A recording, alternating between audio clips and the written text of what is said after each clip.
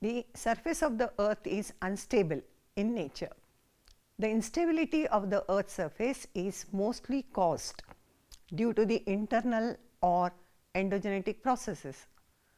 Earthquakes are one such factor which induces instability in the earth's crust.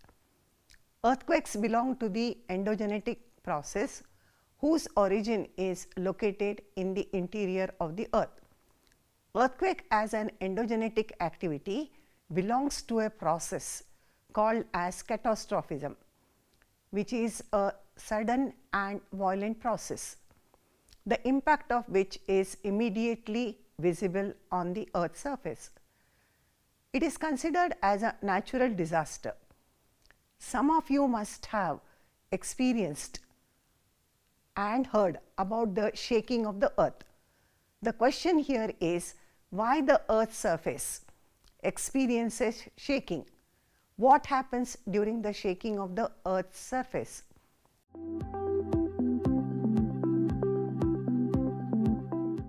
To understand the characteristics of the seismic waves, to classify and analyze different types of earthquakes, to analyze the causes of earthquakes. Seismology is the science that studies earthquakes. Seismological studies provide perhaps the most reliable evidence about the internal structure of the earth. An earthquake is a vibration in the form of seismic waves that are produced by sudden release of energy.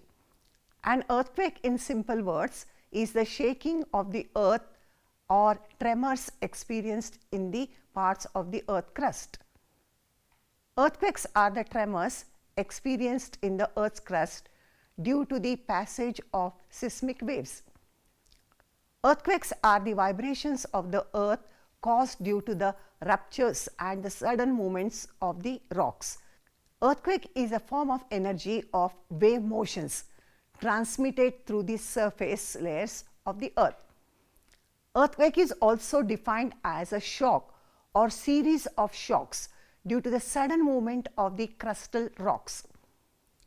When an earthquake occurs, energy is released, and this release of energy is carried in different directions in the form of seismic waves that produce shocks or vibrations in the rocks.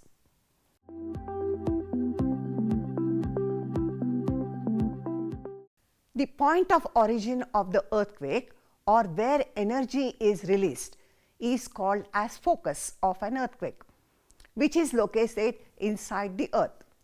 The depth of the focus varies from one place to another. It is also called as hypocenter. The energy released during the earthquake is transmitted to the surface of the earth focus in the form of seismic waves. The point that is located directly above the focus on the earth's surface is called as epicenter.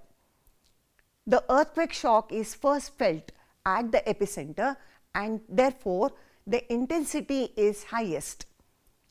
Maximum damage due to the earthquake is experienced around the epicenter. The waves generated by the earthquake are recorded by an instrument called as seismograph. Seismograph records the seismic waves in the form of foreshock, main shock, and aftershocks.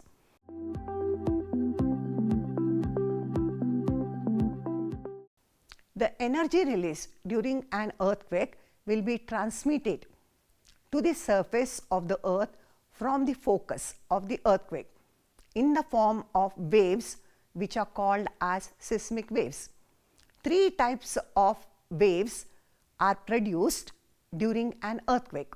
They are as follows: primary waves or P waves, secondary waves or S waves, surface waves or L waves.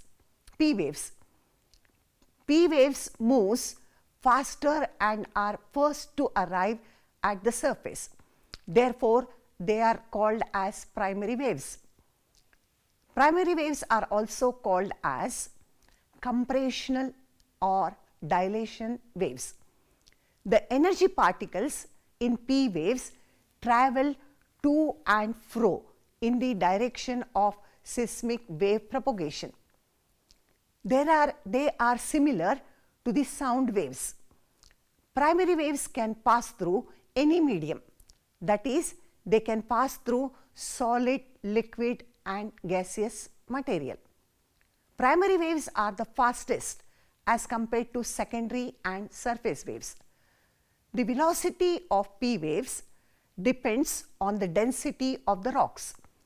While traveling through the liquid medium, their velocity decreases. The velocity of primary waves varies between 8 to 13 kilometers per second depending upon the medium through which they travel. S waves. S waves are called as secondary waves because they are recorded in the seismograph a little later than the P waves. S waves are also called as transverse or shear waves. S waves or the secondary waves are similar to the light waves. In S waves, the energy particles move up and down perpendicular to the direction of the seismic wave propagation. Unlike P waves, S waves cannot pass through all the type of mediums. S waves can penetrate or travel only in solid medium. The velocity of S waves depends upon the density and rigidity of the medium through which they pass through. The path of the S waves through the interior of the earth is concave due to their decreasing velocity. L waves. Surface waves differ from P and S waves in the context that they do not travel through the body of the earth. L waves travel through the surface of the earth only and therefore called as surface waves. Since L waves are confined to the surface of the earth, the long waves follow a convex path. They fade out below certain depth. They can pass through both land and water, or they can travel through solid and liquid medium.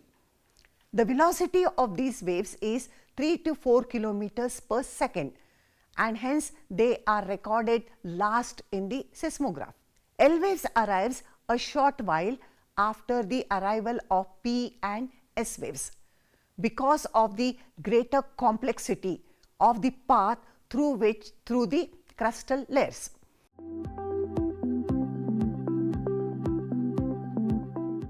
Seismic waves are recorded in the seismographs located at distant places or far off location. However, there are certain locations or the specific areas where earthquake waves are not recorded. Such areas or zones are called as shadow zone. The study of various seismic waves reveals that for each earthquake there exist altogether different shadow zone. As seen from the figure, it is observed that at any distance between 105 degrees from the epicenter recorded the arrival of both P and S waves. However, the seismographs located beyond 145 degrees from the epicenter recorded the arrival of P waves only. Thus, a zone between 105 and 145 degrees from the epicenter is identified as shadow zone for both P and S waves. The entire zone beyond 105 degrees does not receive S waves. The P waves fail to reach the area due to the deflection, whereas S waves are absorbed by the interior of the earth.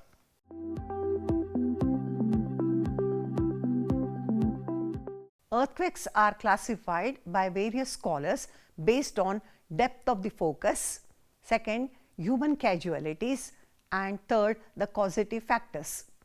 Based on the depth of focus, Gutenberg has divided the world's seismic centers into three types.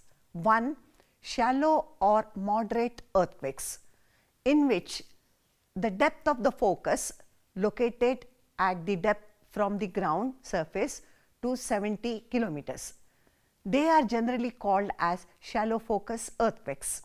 Intermediate earthquakes with seismic focus located at the depth of 70 to 300 kilometers. Deep focus earthquakes are those in which seismic focus is located at the depth between 300 to 700 kilometers.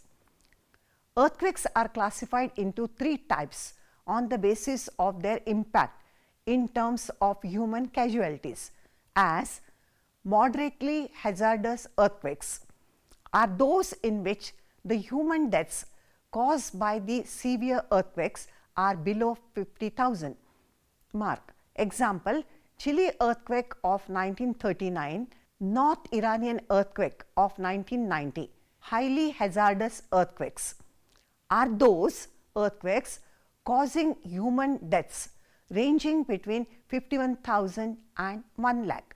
For example, Bhuj, Gujarat earthquake of 2001. Most hazardous earthquakes are those in which human casualties is above 1 lakh mark.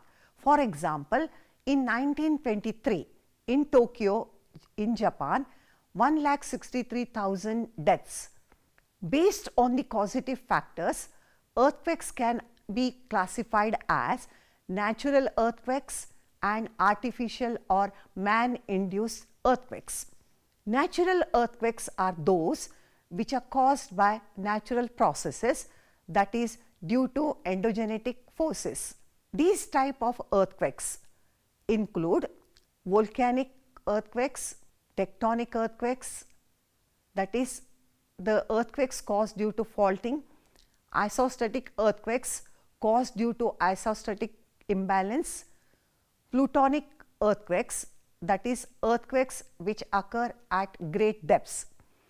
Artificial or anthropogenic earthquakes are caused by human activities such as pumping of underground fluids, deep mining, then construction of reservoirs and blasting of rocks.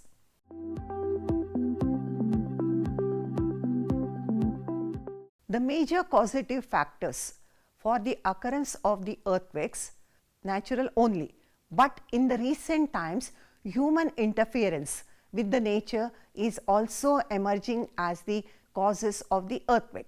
Earthquakes are caused mainly due to the disequilibrium in any part of the earth crust. A number of causes are assigned to cause disequilibrium of the earth's crust. The natural causes of the earthquakes are volcanicity, folding and faulting, plate tectonics, isostatic adjustment.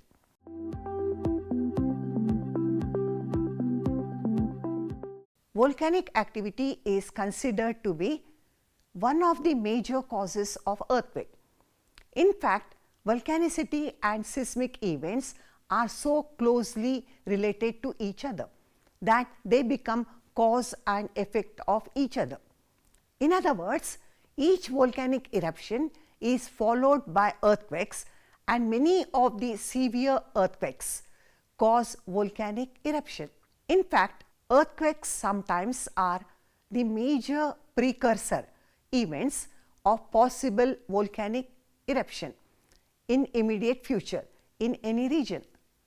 The explosive violent gases during the process of volcanic eruption try to escape upward, and hence they push the crustal surface upwards from below with great force, causing severe tremors of high magnitude. Such earthquakes occur either simultaneously with volcanic eruption or more commonly the period preceding the eruption. The magnitude of the earthquake depends on the intensity of volcanic eruption. Their intensity, however, may be quite high near the volcano. The violent eruption of Krakatoa volcano between Sumatra and Java islands caused such a severe earthquake that the impact was experienced at Cape Horn in Chile, located in South America, 1008 kilometers away.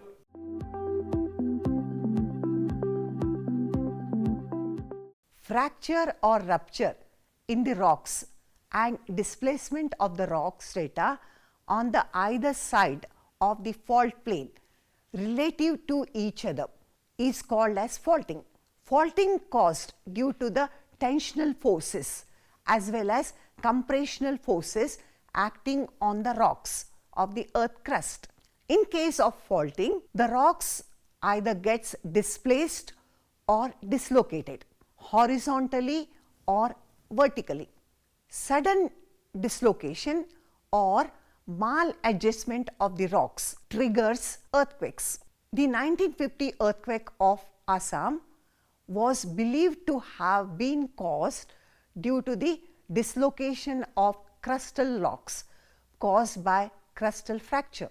Bhuj earthquake in Gujarat in 2001 is also caused mainly by faulting.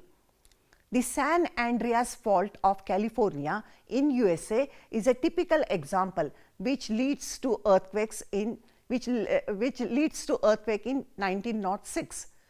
The occurrence of severe earthquake of San Francisco, USA in 1906 led H.F. Reed to advance elastic rebound theory. Elastic rebound theory explained mode of earthquake caused by fractures and faulting in the earth's crust. During this process of breaking and dislocation of the rocks, crustal surface is disturbed due to the release of energy leading to earthquakes.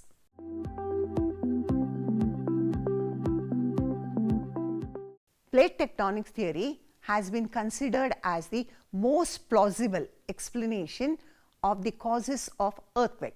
According to the theory of plate tectonics, the plate boundaries are the primary location of the earthquakes and volcanic activity. According to the theory of plate tectonics, the Earth's crust is made up of few major and numerous minor plates. These plates are composed of either the continental crust or oceanic crust or both. These plates are continuously in motion to each other due to the convection current generated in the mantle. Earthquakes of varying intensities are caused along the plate boundaries. Virtually all seismicity is localized around plate margins. There are three types of plate boundaries: convergent plate boundary, divergent plate boundary, and neutral or conservative plate boundary. In divergent plate boundary, plate motion is in opposite direction from the mid-oceanic ridges.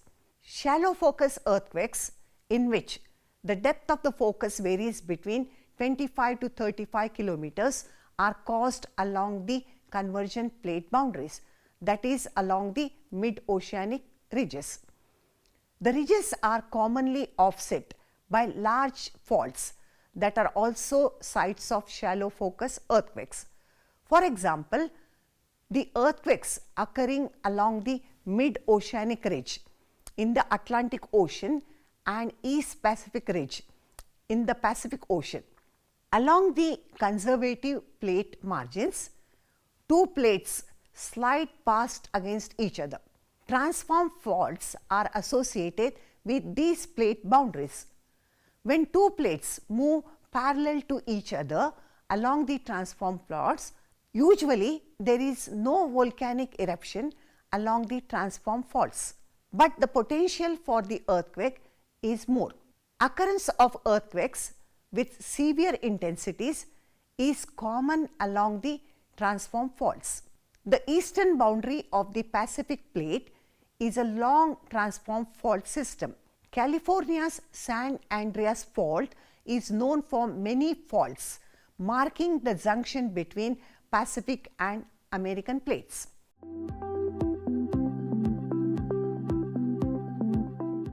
Although most of the world's seismicity occurs along the plate boundaries, The interior of the continents also experience infrequent and scattered shallow focus earthquakes. The zone of earthquakes in East Africa, Western USA and Peninsular India are most striking.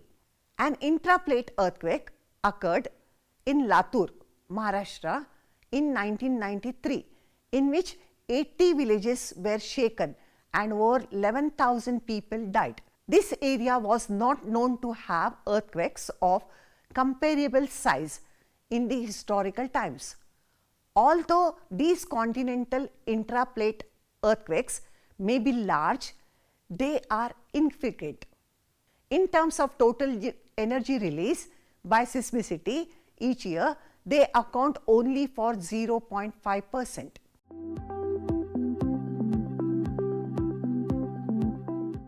Isostasy is the state of balance between elevated areas on the Earth's surface like mountains and low-lying areas like plains and ocean floor on the rotating Earth. The Earth is unstable as the endogenetic and exogenetic forces slowly and continuously disturb the isostatic balance.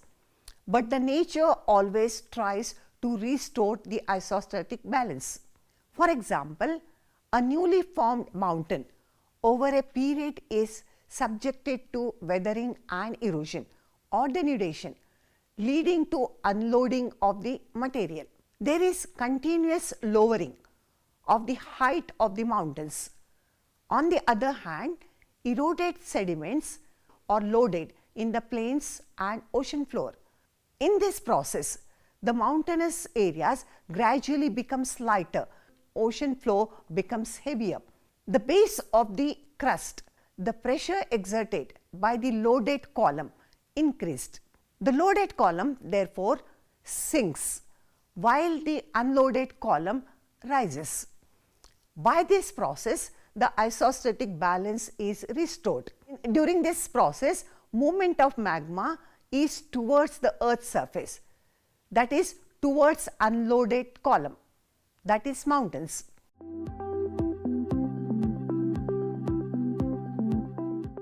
Earthquakes are natural disasters which are caused by the endogenetic forces coming from within the Earth. Human over-interference with the nature is also one of the causes of the occurrence of the earthquakes. In the recent times, anthropogenic earthquakes are caused by human activities like large-scale pumping of underground water, mineral oil extraction, deep underground mining, blasting of rocks, nuclear exposure, construction of dams and reservoirs. The earthquakes caused by the hydrostatic pressure of the reservoir are called as reservoir-induced seismicity.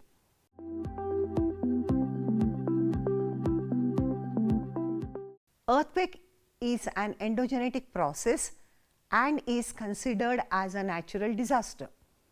The vibrations or the shaking in the Earth's crust due to the passage of seismic waves is experienced as earthquakes, which is located within the Earth's surface. Epicenter is the point on the surface which is located vertically above the focus on the Earth's surface. Experiences maximum damage. The causes of the earthquakes are mostly natural, but in the recent times, man-made factors are also emerging as causative factors in the seismic event.